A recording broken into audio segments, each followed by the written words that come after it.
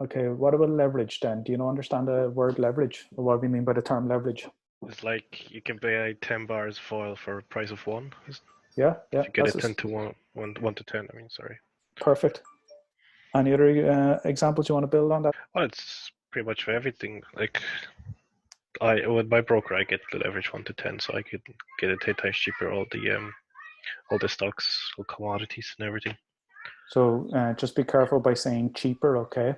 Well, It's yeah. that's a, you know, don't say that word because it implies then it puts you in the danger zone, because you could end up, look, if you can end up, if you're speculative, you could end up taking on a highly leveraged position. Did you ever take on a highly leveraged position?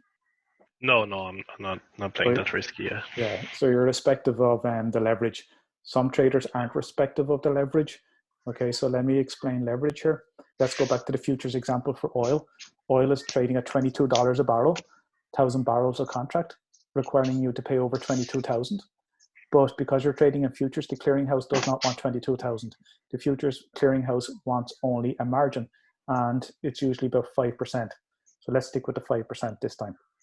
So they only want $1,100 from you, and you were willing to buy oil for 22. Be respective of that, because oil prices can change, as we've seen. And if you're highly leveraged, you're going to lose out a lot more than what you anticipated. It's going to destroy you. So you keep your potentially your 22 that you were going to trade with. They're only asked for 1,100, and you keep back the balance, and you don't trade with that balance.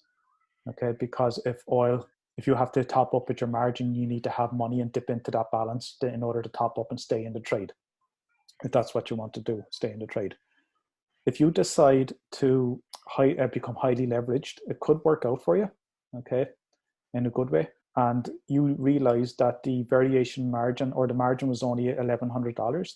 And you're thinking, sure, why bother trading one barrel of oil contract? Let's do 10 of them, okay? Because if I have 10 contracts, that's 10,000 barrels of oil.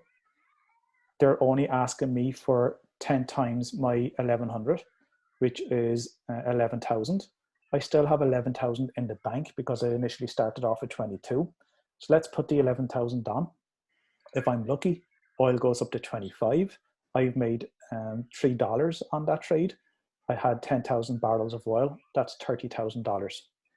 So why bother leaving nearly 20 grand in the account and just earning 3 grand when I could be earning 30 grand and still be using the same money? And if oil goes up by another $3, there's another 30 grand. So every $1 I'm earning 10 grand, as opposed to someone who's not highly leveraged only earning $1,000. So you can see how enticing it is, and how attractive it is to take on that risk, because you have a tenfold increase in your trading position, like a 10 to 1 leverage. However, if oil goes the opposite way and it crashes, you're doing well all along, and then it crashes down to say initially it was $26 and then it fell down to 16, there's a $10 drop. Instead of someone who was respectful of the leverage losing $10,000, because every dollar you lose 1,000, you've just lost 100 grand, and you've only 11 grand in your bank. And even though the trade is still active, you've just wiped yourself out, and they're coming after you to try and get the remaining 90 grand, and you don't have it. So just be aware of the risks associated with leveraged derivative products. When I talk about the advantages of leverage, I don't necessarily mean the advantages of being highly leveraged. I just mean the advantages of leverage in that you only have to put in a small amount, so be respectful of the leverage, or you can take advantage by showing your highly leveraged position as well. But there are risks associated with that, as I just explained to you. This does not only refer to futures, this refers to options as well. Can anyone give me an example of from yesterday what we mean by leveraged in the options market? So we have the futures. The futures leverage is using margin. Premium. The premium. Okay. So if you remember, with Apple was our stock yesterday. If I was to buy Apple, and here's how you illustrate with an example. I don't know if you want to write it down, but I think we did in class. But if you were wanted to buy Apple and it was priced yesterday at $276.10, and you wanted to buy 1,000 shares of Apple, to buy those to have those shares, it's $276.10 times 1,000. So you're going to pay over $276,100 to own 1,000 Apple shares of Apple. However, you may not have that money, and you might think it's too nerve-wracking to be putting so much money into the market on Apple because it could take a turn for the worst. Therefore, you buy a call option, and a call option is insurance in case it does fall, so it's a wait and see. So you might take a 3-month option on Apple, only pay $5 for a share, allowing you to wait and see. So you'll pay over $5,000 to buy Apple call options. And if Apple goes up to $376, say an extra $100 over the next number of months, you can exercise your option and buy Apple for the strike of say $275. Okay, and effectively it's costing you $275 a share plus an extra $5 because that was your call premium. So you're paying $280 as opposed to $375.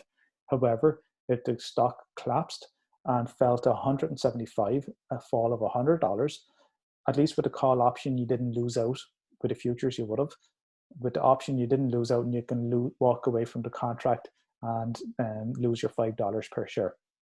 However, that's your leverage. Okay, so you can leverage your position and think, well, if they're only looking for $5,000 from me for buying the equivalent of 1,000 shares, so 5,000 are your number of contracts and your premium 5 times the number of stocks. Okay, so you're paying over 5,000. You're thinking, sure, I have 275 grand in the bank. I was going to use that to buy Apple shares. They're only looking for me the $5,000 to buy the equivalent of 1,000 shares. So let's buy 10,000 shares. So with 10,000 shares, they're looking for 50 grand because it's $5 per share. So it's 50 grand. Okay, you have that money because it's 275. So you've just 10x'd your leverage. You went from the equivalent of 1,000 shares to 10,000 shares. And the thing is, if the stock goes up from 275 to 375, there's a $100 gain. You, instead of having 1,000 shares, you have 10,000 shares. So you've 10x'd your gains there. So instead of gaining whatever that is, 100 grand, you've just gained $1 million on 10xing your leverage with 50 grand as opposed to 5 grand. However, if the stock fell by $100 with the respectful leverage, you just had initially bought 1,000 shares, the equivalent of 1,000 shares in the calls. Don't even lose 100 grand because you have the option.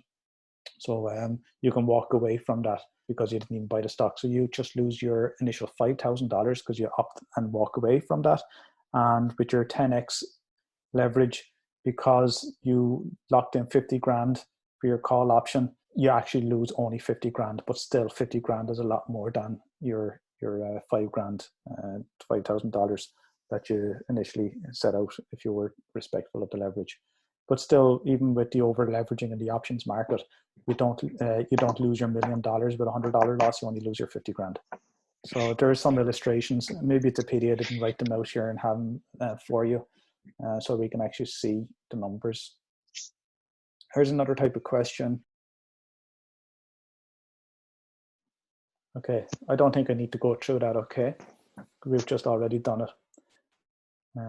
Explain how a trader is likely to suffer from such highly leveraged positions and risk when misusing and misunderstanding these derivatives. You may still understand them, but you could be misusing them, okay? Could be the best trader and everything's working out for you for years and you decide to be overly confident, you go highly leveraged and you just wipes you out. You're out of the game then. So what I just explained in the first one here, explain the advantages and risks with highly leveraged or with leveraged derivatives. I've talked a lot about this in here as well. So I don't think there's any need for me to go through this. Positions in options and futures. We had options and futures up here as well. Can entice a trader to become over leveraged due to the margin payments or the premiums. Show using numerical and historical examples. Same thing. Okay. So we've done a lot of numerical examples. Any historical examples? Do you remember long-term capital management? Yeah. Okay, so there's an example back in the late 90s of a company, Black Scholes. They set it up based on their options pricing model. And they effectively, in a way, became over-leveraged because they felt they were able to eliminate the uncertainties and the risks implied in the market. and they could eliminate those or trade them away, and they couldn't. There was holes because it started off with a couple of assumptions about the model. So there's an example of how it can become over leveraged. And even if you look at most recent examples, if you Google something on a recent crash and some hedge fund companies that have collapsed, I guarantee you they were over leveraged in some of their positions. Okay, so that's all our theory done. Let's do some calculations.